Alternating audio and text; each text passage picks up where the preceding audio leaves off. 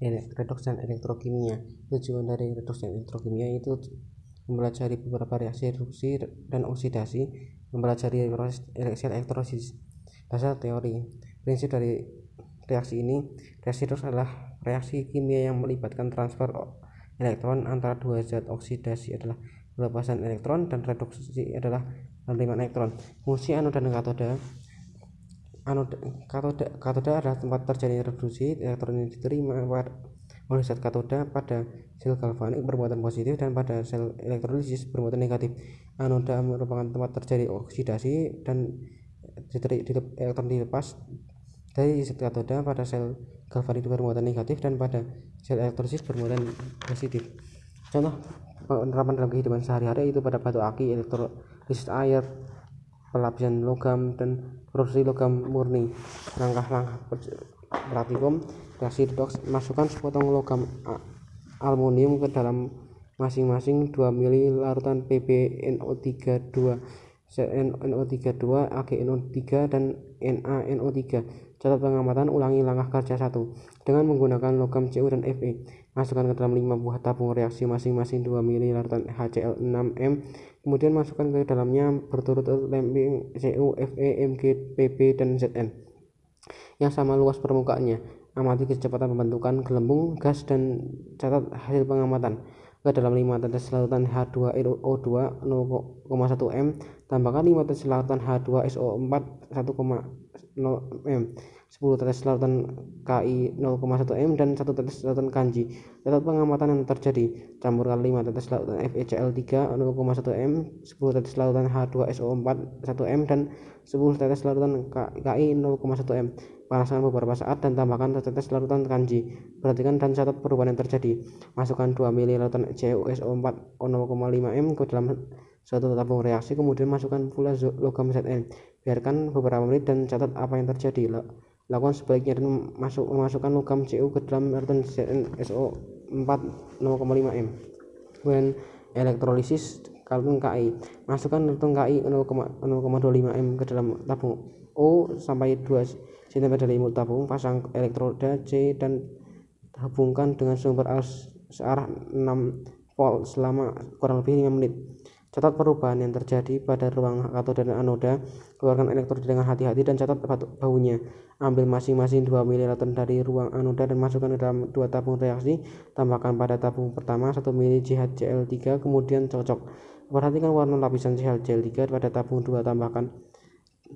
Tambahkan beberapa tetes larutan amonium dan kocok.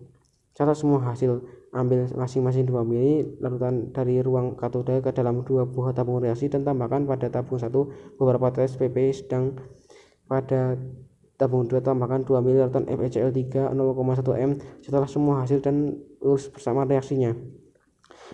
Ulangi langkah 1-5 dengan mengganti elektroda C dengan elektroda besi atau paku.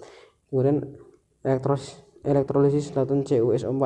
Elektrolisis larutan CuSO4 0,5 dengan elektroda C seperti pada elektrolisis larutan Ki sebelumnya. Catat perubahan-perubahan yang terjadi. Ulangi langkah 1 dengan menggunakan elektroda besi. Kemudian ada bahan-bahan penting dalam pada praktikum ini. Larutan elektrolit mengandung ion yang bergerak bebas yang memungkinkan terjadinya reaksi redoks. Dan ada elektroda, tempat terjadinya oksidasi dan reduksi. Jembatan garam menjaga netralisis muatan ion. Sumber listrik sebagai untuk menyediakan energi listrik. Cara menganalisis pada praktikum ini: mengidentifikasi tujuan dan jenis praktikum. Catat hasil pengamatan. Contoh hasil pengamatan reaksi redoks yaitu pengamatan logam seng berubah menjadi gelap, terbentuk lapisan kemerahan pada permukaan seng. Warna biru larutan CuS4 memudar.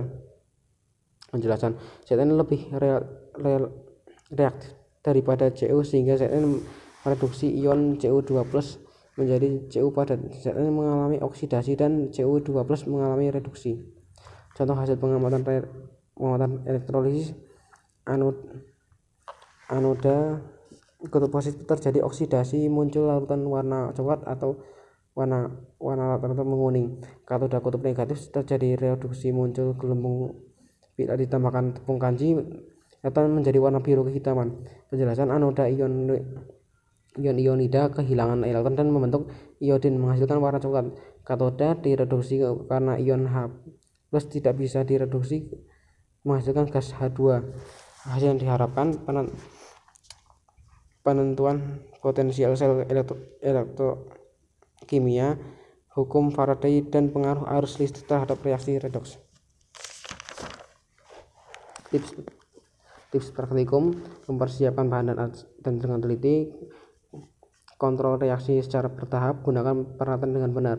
Langkah-langkah keselamatan: mengenali bahan-bahan kimia yang digunakan, menggunakan APD, dan bekerja di ruang yang berventilasi baik. Bagian yang paling sulit: menyeimbangkan reaksi redoks, mengukur tegangan dan potensial elektrokimia.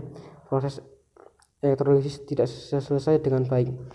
Kesalahan yang mungkin terjadi dan cara mencegahnya: salah membaca tegangan, memastikan koneksi alat ukur terpasang dengan benar, kontaminasi elektroda, cuci elektroda dengan teliti, salah menangani lautan kimia, selalu ikuti prosedur sebelum mulai. Manfaat dalam kehidupan sehari-hari untuk digunakan dalam industri energi, pengolahan logam, farmasi, dan pengolahan kimia, dan untuk teknologi korosi dan perlindungan.